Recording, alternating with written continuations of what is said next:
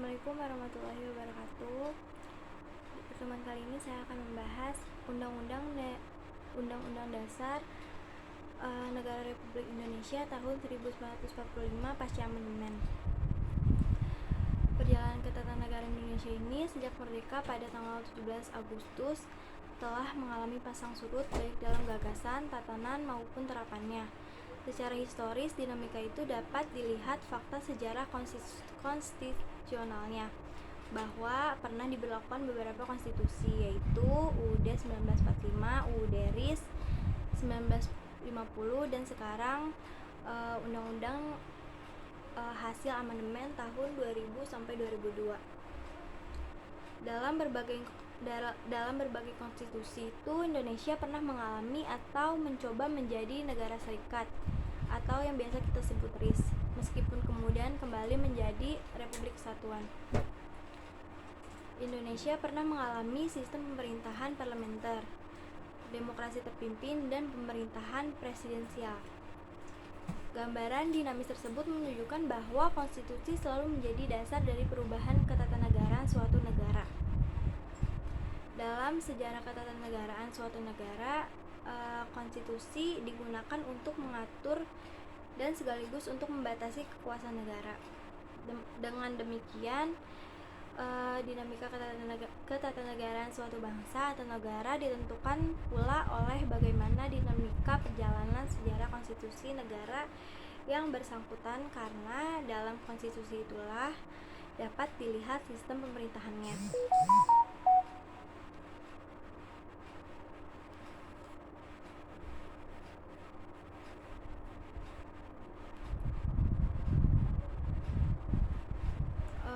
Bentuk negaranya yaitu sistem kontrol antara kekuasaan negara, jaminan hak-hak warga negara, dan tidak kalah penting mengenai pembagian kekuasaan antar unsur pemegang kekuasaan negara, seperti kekuasaan pemerintah yaitu eksekutif, kekuasaan legislatif, dan kekuasaan yudikatif. Undang-Undang 1945 sebagai konstitusi pertama Indonesia yang disahkan berlakunya pada tanggal 18 Agustus 1945 ini memiliki sifat sementara atau tradisional, oleh karenanya banyak memiliki kekurangan dan kelemahan. Namun sepanjang dua periode ini, pada tahun 1945 sampai 1949 dan 1959 sampai 99, penerapannya selalu mengalami penyimpangan, dan bahwa ketika Orde Baru berkuasa pada 1966 sampai 1998 terjadi penunggalan penafsiran, bahkan mensakralkan untuk haram dilakukan perubahan. Konstitusi yang seharusnya menjadi panduan dasar dan ketatanegaraan yang lengkap manipulasi dan dijadikan legitimasi kekuasaan dengan menyebut sebagai konstitusi yang baik. Dampaknya yaitu runtuhnya supremasi hukum oleh kekuasaan, dan hukum adalah kekuasaan itu sendiri.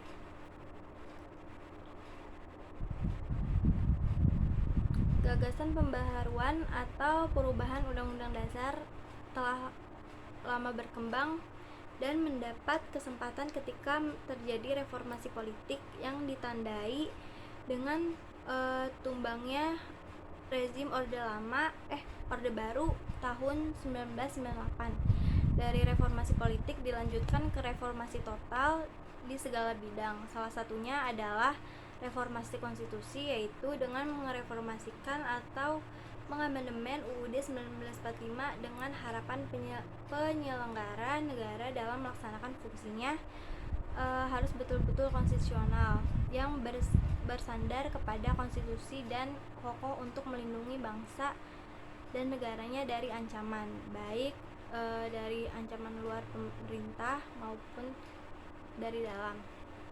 Suatu konstitusi yang kokoh adalah bercirikan adanya batas-batas kewenangan dan kekuasaan semua lembaga negara, dan harus saling mengawasi dengan sistem checks dan balance, dan memberi jaminan atas hak asasi manusia. Amandemen pertama ditetapkan dalam Sidang Umum Majelis Permusyawaratan Rakyat tahun 1999 atau SU-MPR 1999. Dalam sidang ini MPR telah merubah 9 pasal UUD, yaitu pasal 5 ayat 1, pasal 7, pasal 9, pasal 13 ayat 1 dan ayat 2, pasal 14 ayat pasal 15, pasal 7 ayat 2 dan ayat 3, pasal 20 dan pasal 21. Pergeseran ini telah membuat UUD menganut paradigma baru dalam hal pengaturan kekuasaan negara, yaitu dari paradigma pembagian kekuasaan menjadi pemisahan kekuasaan.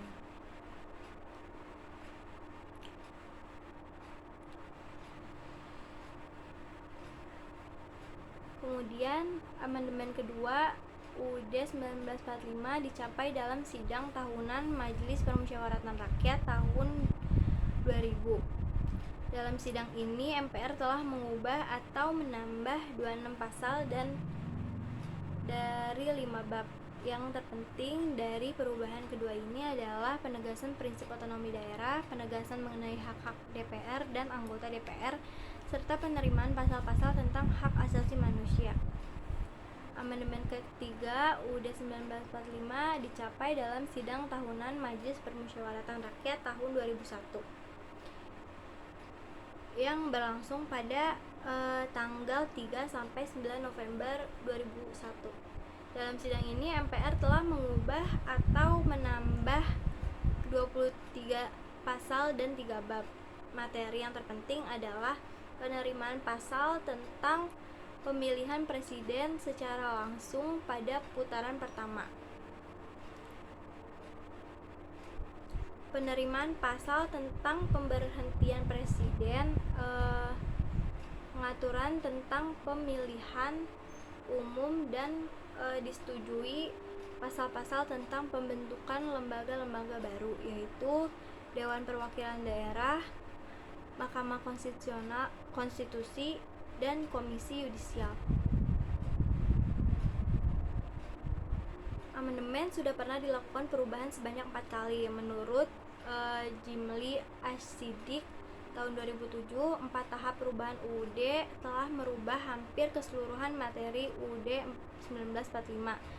Naskah asli berisi 71 butir ketentuan, sedangkan perubahan yang dilakukan menghasilkan 199 butir ketentuan. Saat ini dari 199 butir ketentuan, hanya 25 atau 12% butir ketentuan yang mengalami perubahan. Selebihnya sebanyak 174 atau 88% merupakan materi yang baru yang telah mengalami perubahan. Amandemen dilakukan untuk melakukan revisi atau perbaikan seperti menambah atau mengganti sebuah pasal yang dianggap tidak penting.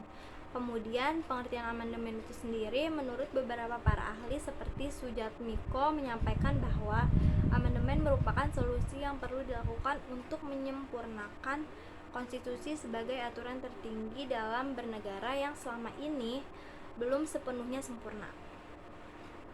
Kemudian amandemen menurut Husni Tamrin, amandemen dilakukan untuk menyatukan aturan dasar tata negara agar lebih sempurna untuk mencapai tujuan nasional bersama dengan mengubah dan menyempurnakan aturan dasar yang mendukung hak rakyat dan paham demokrasi, membangun pemerintah yang transparan, dan juga membentuk lembaga untuk memperbarui perkembangan zaman. Setiap amandemen memiliki atasan kepada harus dilakukannya amandemen tersebut. Pada amandemen pertama, awal mulanya secara umum dilakukan karena untuk mempersingkat masa periode pemerintahan sebagai presiden agar lebih singkat. Karena sebelumnya Presiden Soeharto telah menjabat periode cukup lama, sehingga dilakukannya amandemen pertama ini agar mempersingkat masa periode pemerintahan presiden menjadi 2 periode. Kemudian selain masa pemerintahan presiden, amandemen pertama kali dilakukan agar mengurangi undang-undang yang bersifat executive heavy.